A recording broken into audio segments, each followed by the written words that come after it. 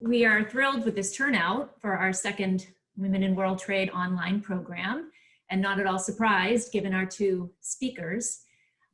Please know that we are recording this program so that we can post it and share it with others who either couldn't make it or some who I believe are just dialing in because of office restrictions on using Zoom, but you may want to watch the video later.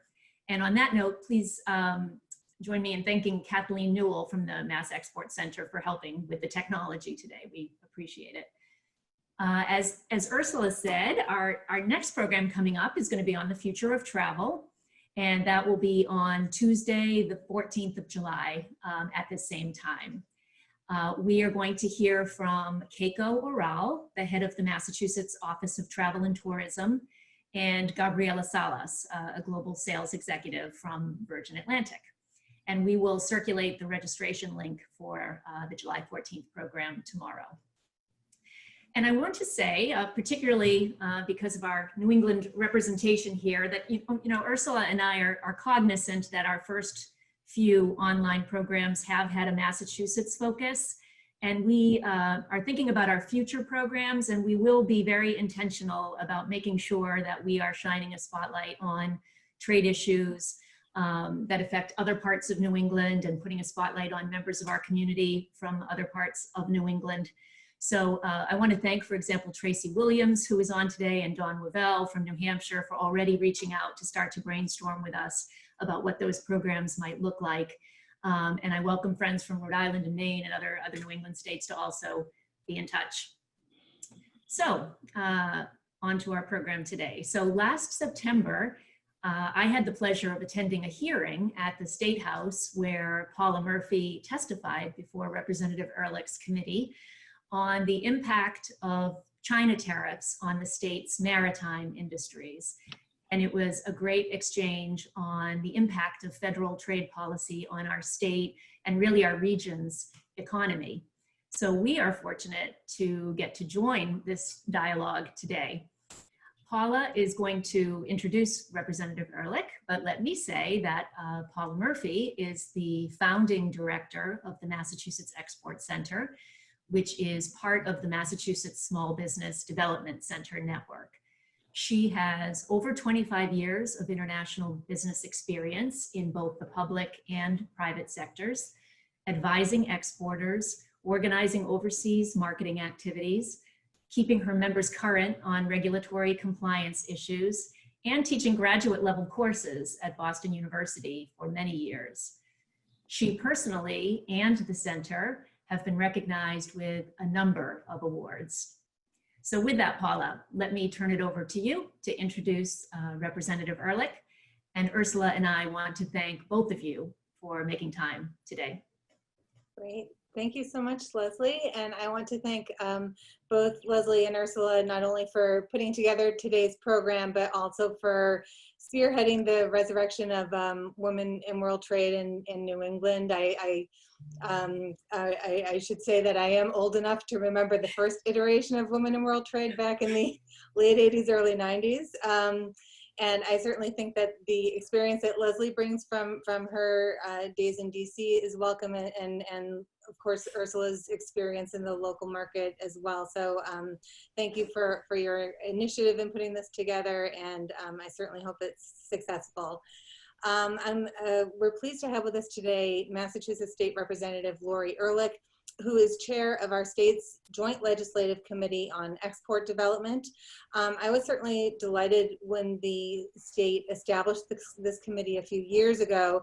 And I know we have some state government people from other New England states, and you would know, working in state government, this is a very unique and innovative initiative. It's very unusual for state legislative bodies to take a proactive interest in international trade, and at least as far as I'm aware, and I could be wrong, we are the only state that has such a committee.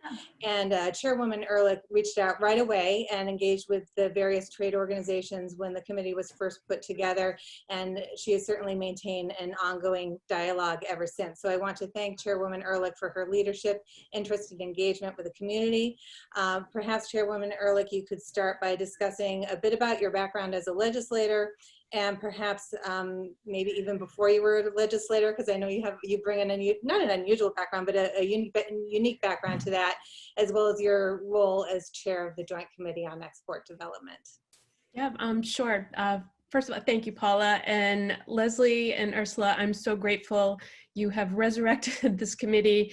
It's a great concept, great to gather together and really support each other as we can. Paula, you're such a wonderful person and so modest.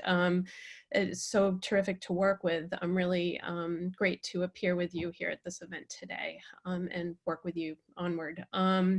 My background is, as you said, unusual and unique in that for over 30 years now, I've been a certified public accountant.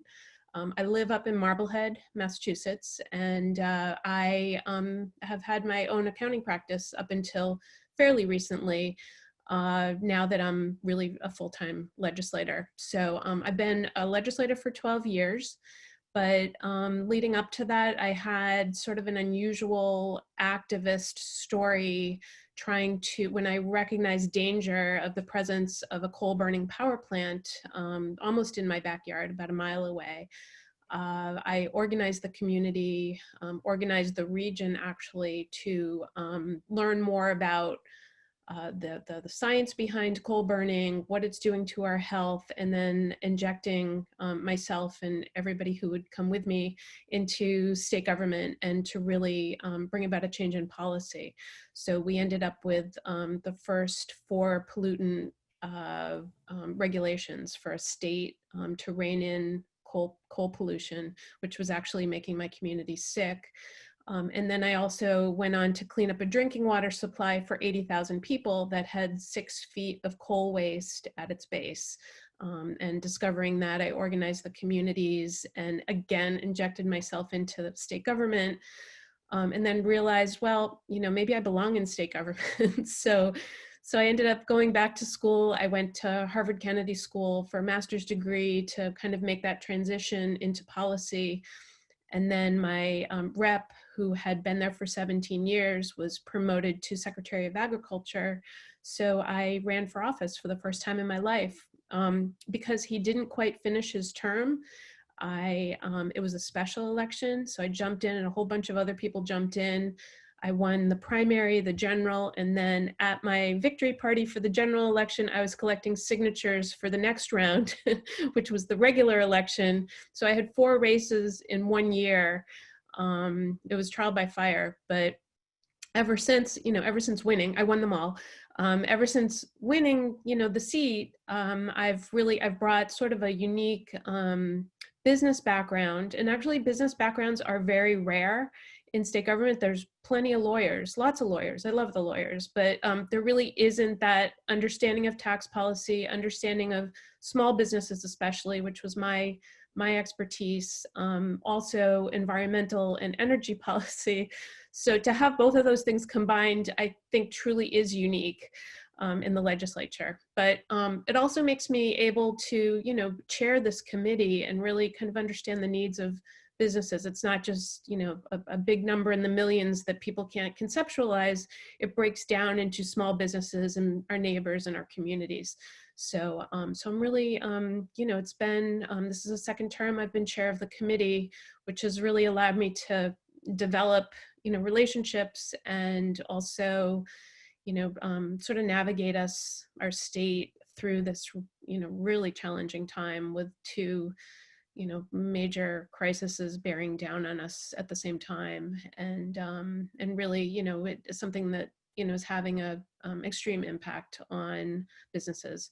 So, so that's my background. I hope I didn't go on too long. There's a lot of really fun stories. As a mild-mannered accountant with a family, I had two little daughters, sort of like does this 180 into the activist world, and then I had to go into the political world. So each one of those just brought about just really challenging transitions, but ultimately, all has enriched my my time in the legislature. Great, thank you. So I think before we get into our dialogue, I was going to just briefly give an overview of the export landscape in Massachusetts and a little bit about our work at the Massachusetts Export Center. So obviously international trade is really important for our economy here. Overall, Massachusetts is the 18th largest exporting state, and it's been pretty consistent from year to year for the past several years. We have come in at number 18. Last year, we exported over $26 billion in manufactured goods. It has been a challenging time. Our exports were down slightly for the first time in quite a while, down almost 3.75%. And I should note the U.S. exports were also down last year as well, almost 1.5% for the same time period. So it is a challenging time. That trend is continuing into the current year as well. Our top export markets are Canada, UK, China, Mexico, and Germany. That's a little bit different than it's looked in recent years. Our exports to the UK were up quite a bit, and our exports to China and Mexico were both down quite a bit.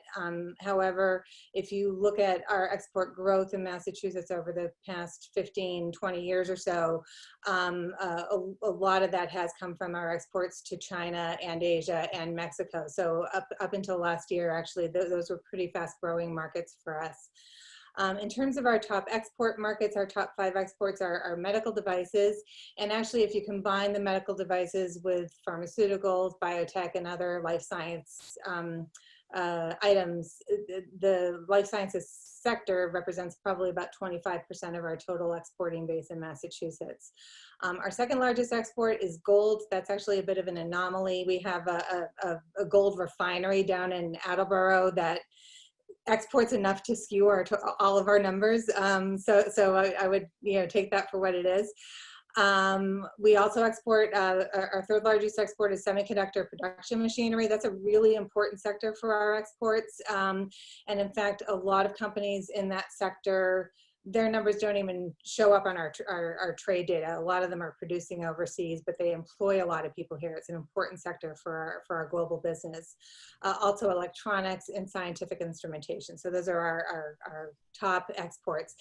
Some caveats on the trade data. It doesn't include services. So this is really just manufactured exports. And importantly, it doesn't account for global business conducted by Massachusetts companies that aren't directly exporting from Massachusetts. So I mentioned the semiconductor sector as an example.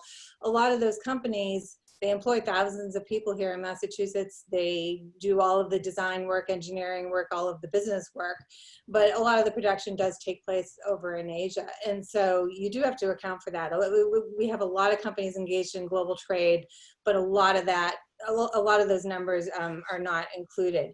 And also those numbers don't include small export transactions. The way companies report their export information to the government, there's a $2,500 threshold for Schedule B numbers in the export shipment, and anything that falls below that doesn't have to be reported. And we actually have a really high percentage of small and medium-sized companies in Massachusetts that are part of our exporting population. We're usually like number 8 in the country or around there for small businesses as a percentage of our exporting population. So a lot of that also falls under the radar. So just keep that in mind with the trade data numbers. In terms of my office, the Massachusetts Export Center, we're actually a state-federal partnership. So we're part of the Small Business Development Center network, and we receive federal funding from the U.S. Small Business Administration and state funding through our Executive Office of Housing and Economic Development. We are a technical assistance organization, so we work one-on-one with businesses in the state, and we provide advisory services throughout the entire export development process. So we help companies to assess potential markets, engage in international business development activities. We do a lot of work in global trade regulatory compliance, mechanics of exporting, and things like that. We also engage in training programs, so we offer seminars and webinars on the international trade process.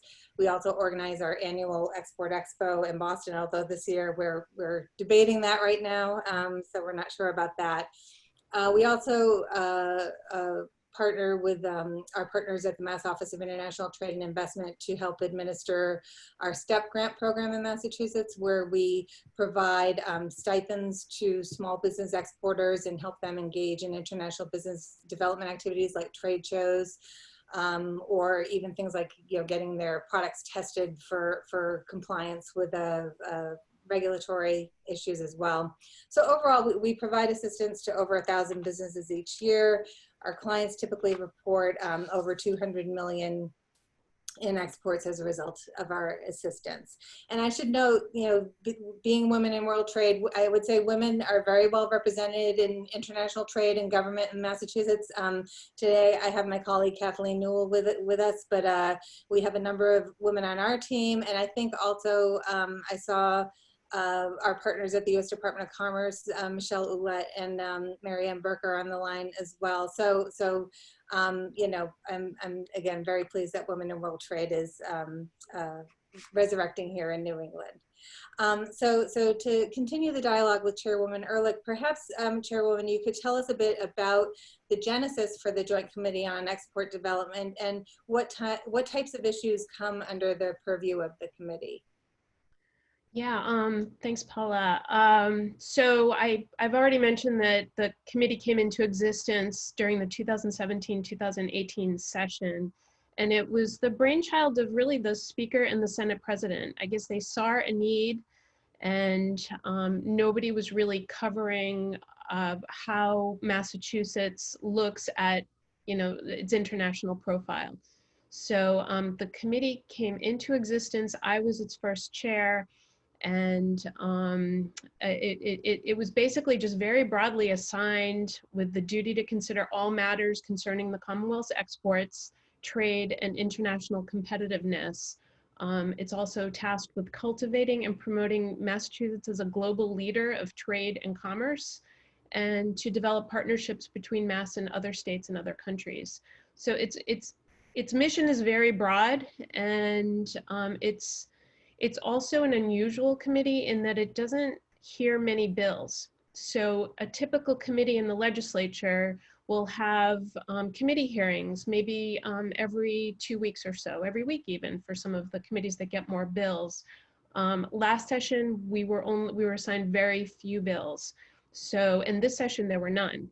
So what that does is it puts us in sort of a different role in the legislature. We're more of an oversight committee than we are a bill hearing committee. So the truth of the matter is it's a wonderful luxury in that, first of all, I don't have a roadmap from previous chairs, and also I don't have to define the existence of the committee around the bills that are assigned to it. So what that's allowed me to do really is to, sort of navigate the area and figure out what the needs are. So the true highlight of the existence of this committee is really being able to work with our partners at MOIDI, which is the Massachusetts Office of International Trade and Investment, and probably everybody on the call is aware of them, and the Export Center, and then also connect with the consul generals around, or the consul corps from around Boston. So that's been a joy.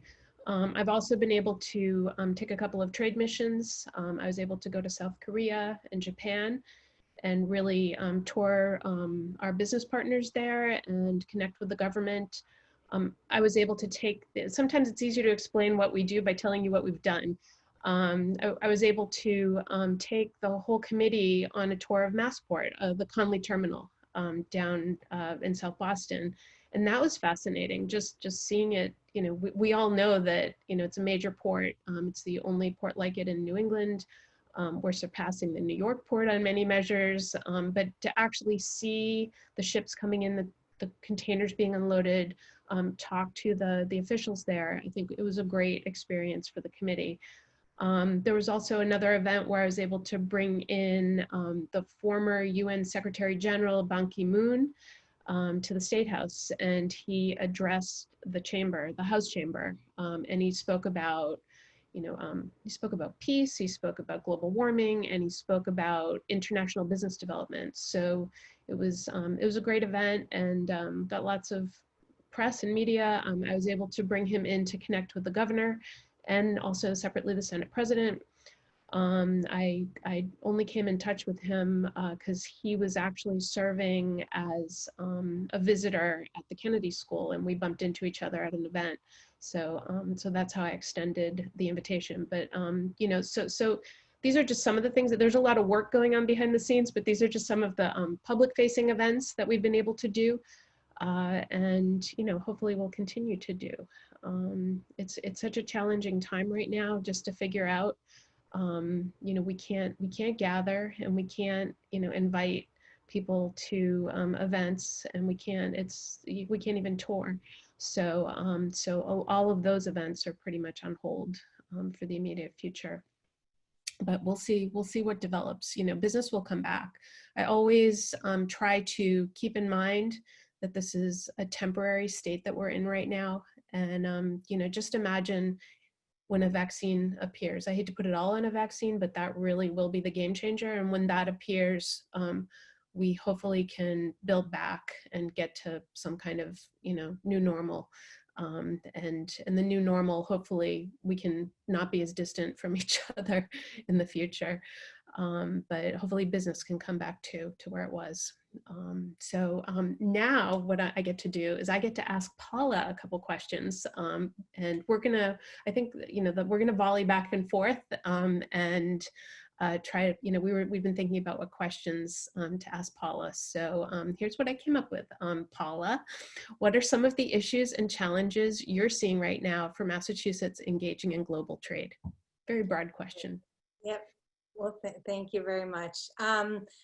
Yeah, I have to say this is a very challenging period. You know, as you were talking about the COVID-related challenges in global trade, I feel like it's been a challenging environment actually for a few years now. And so certainly that I've seen in my career. In the immediate COVID, there are a number of COVID-related challenges as it relates to trade as well. So obviously, there's been a pretty big disruption of international business development channels in general. So, you know, resulting simply from people not being able to travel internationally as they once were. A lot of we work with a lot of companies that make use of things like international trade shows to generate new international business, and there's been broad scale cancellation of those types of venues internationally. So the way companies are generating business internationally has really been put on halt. Obviously, from a shipping standpoint, there have been transportation delays, supply chain disruptions as a result of COVID. But I have to say the supply chain disruption has already been happening for a few years now, and that in large part has been due to the tariff policies that have been put in place. So that actually already was in disruption, and it's just been exacerbated by the COVID situation. And we've also seen companies experiencing an increase in export credit risk, so it's harder for them getting paid on some of export sales, and a greater need for export financing as well. It's also been a very challenging environment, and this has been true for a good few years now, for global trade regulatory compliance. And we do a lot of this work with companies in Massachusetts. You know, why is this important to companies in Massachusetts? And I know Leslie has heard me talk about this, so forgive my repetition, Leslie. But we have a lot of companies in Massachusetts that develop products and technologies that are controlled for export purposes. So I mentioned earlier how we're the 18th largest exporting state overall. We're actually the 5th largest state for exports of items and technology that are controlled for export purposes. So these are items and technology that the US government wants to keep an eye on as far as where they're going to, and they might need licenses to be exported, for example.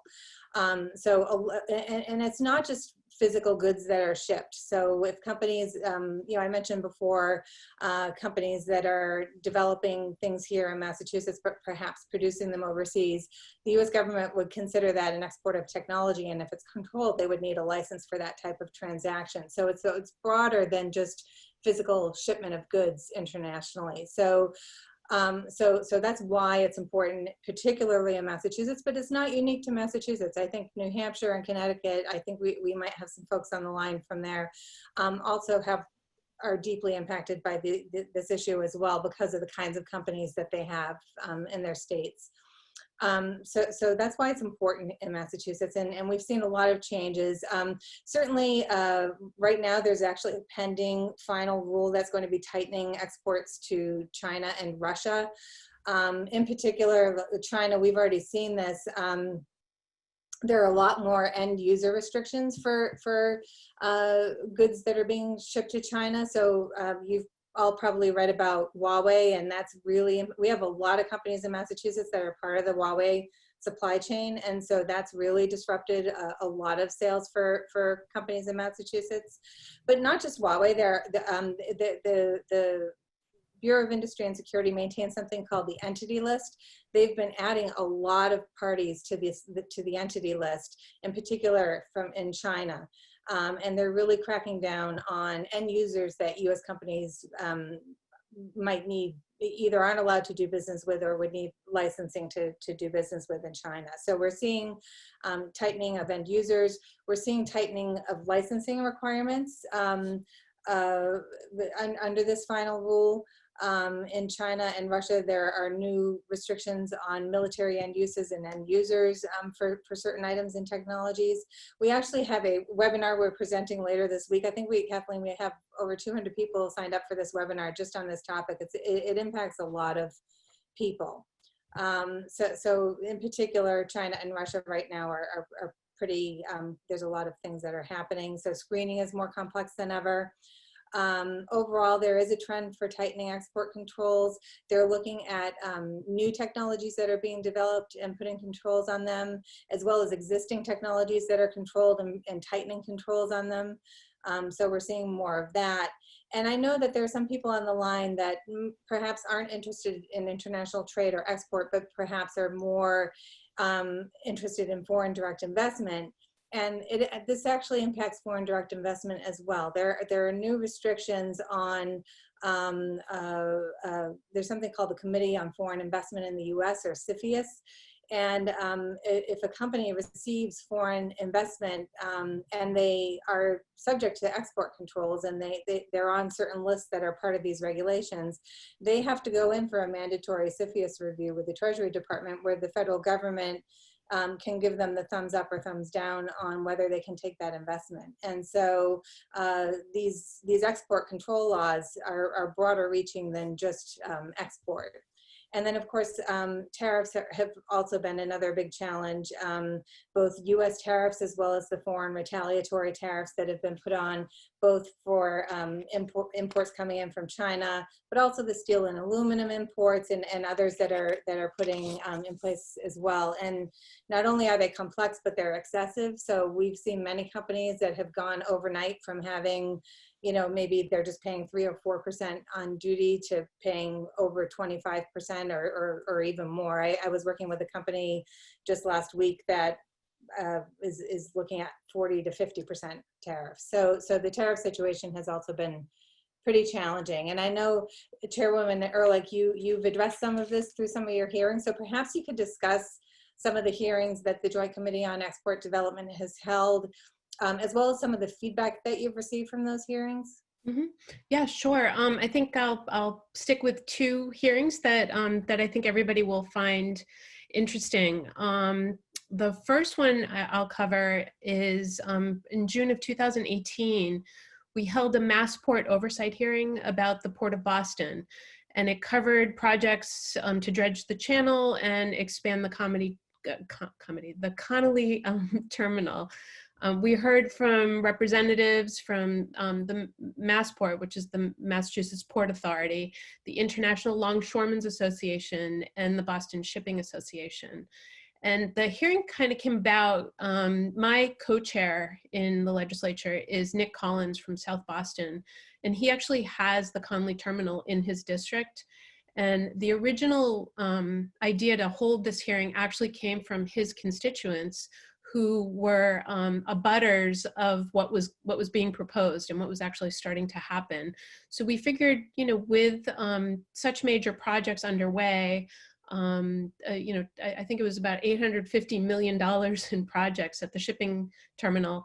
We figured it was time to have an oversight hearing.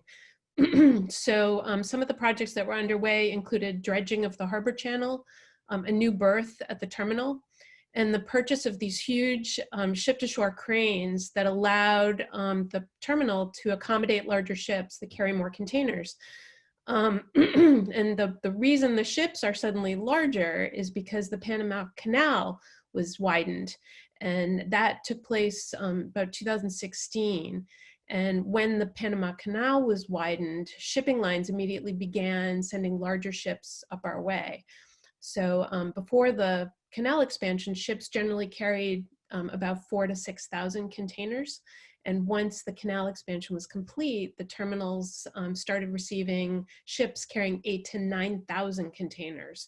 So our equipment was suddenly unable to unload these ships efficiently and turn the ships around and send them on their way. So we needed to expand. So we made the investment. We held a hearing to make sure that everybody had a chance to speak about it, and to also provide some oversight and understanding the project itself.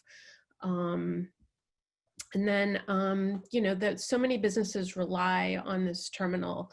And like I said before, it's New England's only full service container terminal. And from what I'm hearing from Massport, it used to be that ships would automatically go to New York and then make trucking arrangements to get into New England. And because our terminal has been modernized and is still in the process of modernizing, ships now are coming into Boston, and then the trucks are going in the opposite direction. So they're heading to New York, which I think is a really interesting development. But it's also a much more efficient way to reach into other states in New England. So it generally was seen as a good thing, and it was a fascinating hearing. In addition, there was also across the Reserve Channel at what's called the Ray Flynn Cruise Port, Massport is developing plans that will allow larger ships to be actually home ported in Boston. And what that means is they're not just visiting the city, as a port of call. They're actually able to. This will be their home base. But of course, much like everything else now with coronavirus, it's really hard to say, if those long-term plans will see the light of day for a while.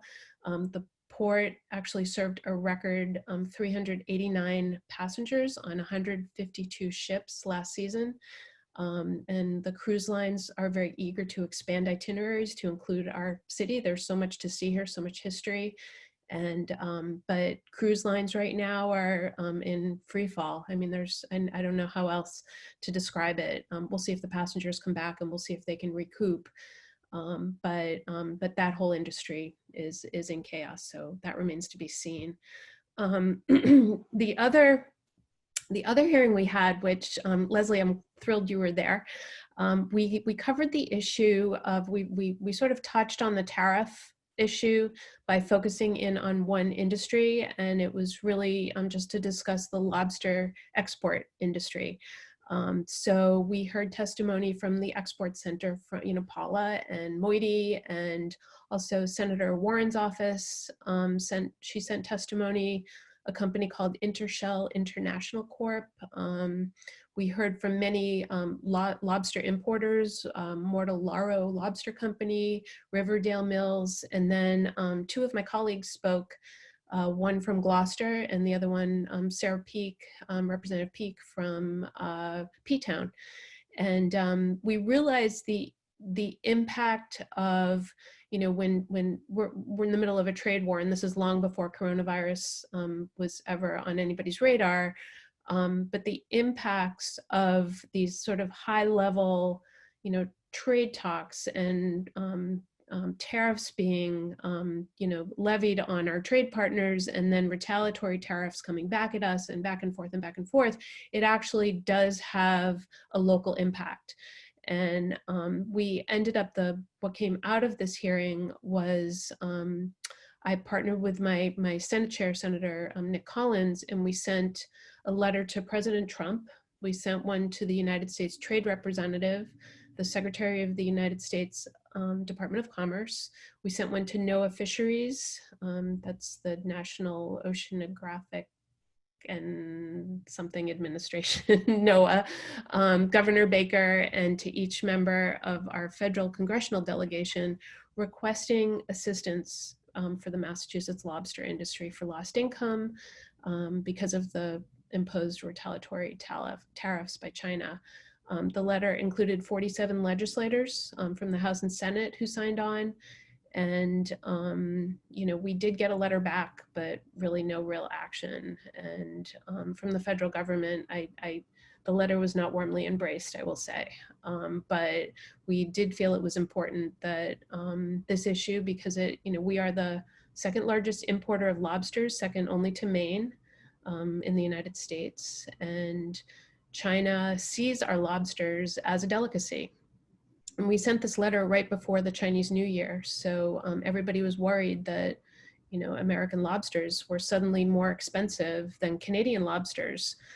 So they were worried they weren't going to get the business. And of course they didn't get the business because our lobsters were priced out of the market. So that in turn has an impact on jobs. Processing plants were being shut down, people were being laid off, and the impact is real. So as part of the research, I toured the Boston Wholesale Lobster Company, which is actually in Lynn, in my district, and met with the president and CFO to better understand the impact. And it was really quite an education. I think so often when you talk about tariffs, it's in large conceptual terms. It's not really broken down into the granular level of one particular product and the impact on one particular state. But it was really, really quite eye-opening and actually quite painful as well. So hopefully, like Paula said, the trade war was with us long before the latest disruption. So, I think it is important that we, kind of keep the small businesses in mind that are really bearing the brunt of what's going on at the highest levels of government. So, there's two hearings. Paula, I'm going to ask you a question now. Paula, what are some of the advocacy efforts? Oh, no. Wait, no, Paula, you're going to ask me another question, or? I was just going to ask you, and you had already talked a little bit about this, but maybe do you have any more to talk about in terms of advocacy efforts that the committee has undertaken to influence trade policy? You gave some good examples with the results from that lobster hearing. Yeah, I mean, the committee, it is largely a, it's focused on international trade, and you can't really do that well without relationships with the consul generals and honorary consuls who are based in Boston. So that is actually a big part of what we do. And the relationships are not just to have coffee, it's really to discuss and understand international perspective on trade policy that affects us here in Massachusetts. Not just to have our own perspective, but to really hear from countries around the world on what their viewpoint is and to figure out how we can best advocate. So just some examples, I met with the Consul General of Mexico to discuss the USMCA, which actually goes by other names too, but the trade agreement with us in Mexico and Canada. I met with the Consul General of the Kingdom of the Netherlands to discuss energy policy. They are very focused on geothermal energy, and I actually have a bill that rethinks thermal energy for Massachusetts. So it was not only a useful conversation for discussing energy policy and getting a global perspective, but also was particularly satisfying since I have a bill in that area. We have a really great relationship with our wonderful neighbors to the north, who also happen to be our largest trade partner. So we keep in touch with the Consul General of Quebec and the Consul General of Canada. We hold an annual Francophone Day at the State House, where consul generals and delegates of Francophone nations of the world come and celebrate the relationships we have and highlight Francophone businesses in Massachusetts. I also am very proud to file an earmark for the Export Center in our state budget to support the amazing work that Paula does. And she is truly an unsung heroine of this sector of our economy. So I'm always happy to support her work and the work of the center and make sure and to try to get people to appreciate that it is such a huge driver in our economy that we have to maintain our competitive edge. And by making sure that businesses get the support they need in this arena, it should be a matter of great priority for all of us. I've also, whenever we get a new direct flight at the airport, there's always a little celebration. So it's nice to be there to not only celebrate, but also advocate for more direct flights. I mean, really nothing's going on right now, but Greece was working with Massport to look at potential, direct Boston to Athens service at one point. We will have to keep tabs on our direct flights, and but we have a beautiful terminal in Boston, beautiful international terminal that can take the planes with the two-decker planes, and unload them very quickly or load them very quickly. So to make sure that we use the assets that we have is important. We also do the wonky stuff of drafting reports to our colleagues and to others in the state that are interested in the trade landscape for Massachusetts. And then most recently, we've been looking, in light of COVID-19 or coronavirus, to support the state. We've had discussions around accessing PPE and using our large base of hospitals in the medical community in the state to look at what foreign nations are doing for things like contactless testing to see if we can replicate that here. So there was in discussions with Beijing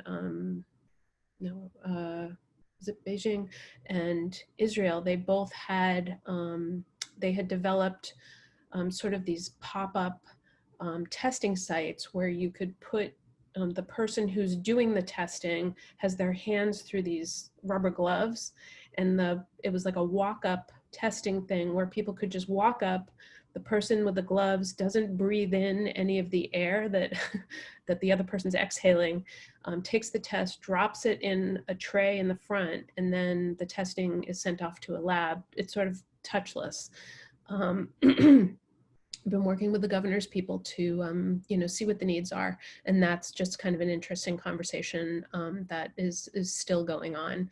So we are nothing if not adaptable as a committee, but we are trying to, keep the line of communications open with our friends around the world.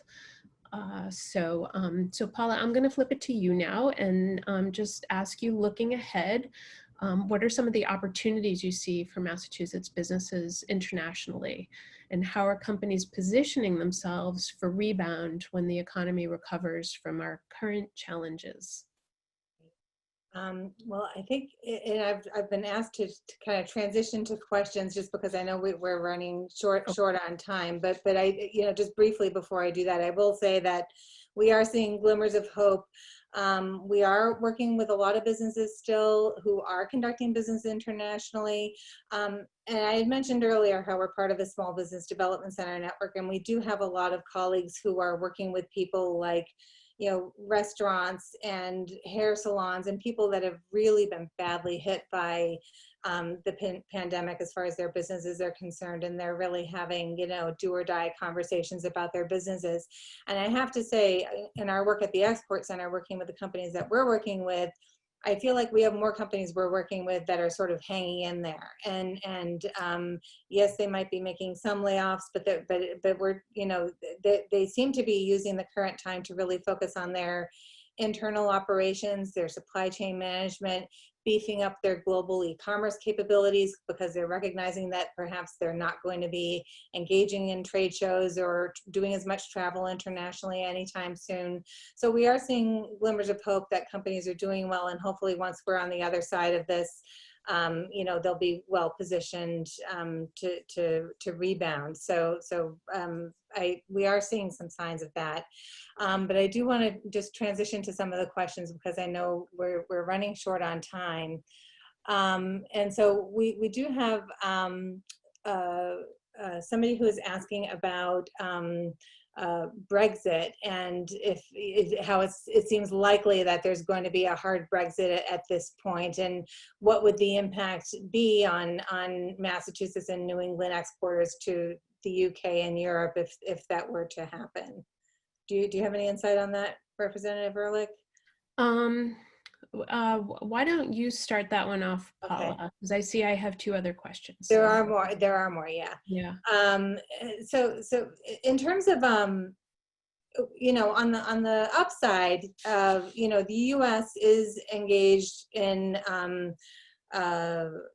free trade negotiations with the UK, and so I'm guessing and thinking that they seem pretty intent on establishing a free trade agreement with the UK. And in fact, we were supposed to this past spring host a dialogue with the Office of the U.S. Trade Representative. They were going to be coming up to Boston in preparation for those talks. And so I would hope, it seems like they're really intent on making that agreement happen. And so I would hope that that would help to offset some of the impact for what might happen with a hard Brexit. But certainly I do expect that a lot of companies will be rethinking their strategy in the UK if that were to happen, because for a long time, and when you look at how the UK positioned itself, really trying to attract companies from the US to use the UK as a springboard into Europe, establishing their European headquarters there and things like that. A number of companies had established European distribution centers in the UK. If there's a hard Brexit, that's going to negate the benefit of a lot of those operations, and I think a lot of companies will be rethinking that. So again, more supply chain disruption for companies here. Not so great from an economic standpoint in the UK as well, but on the hopeful side of things, hopefully a free trade agreement between the US and the UK is imminent, and that might help to offset some of that. So those are my thoughts on that.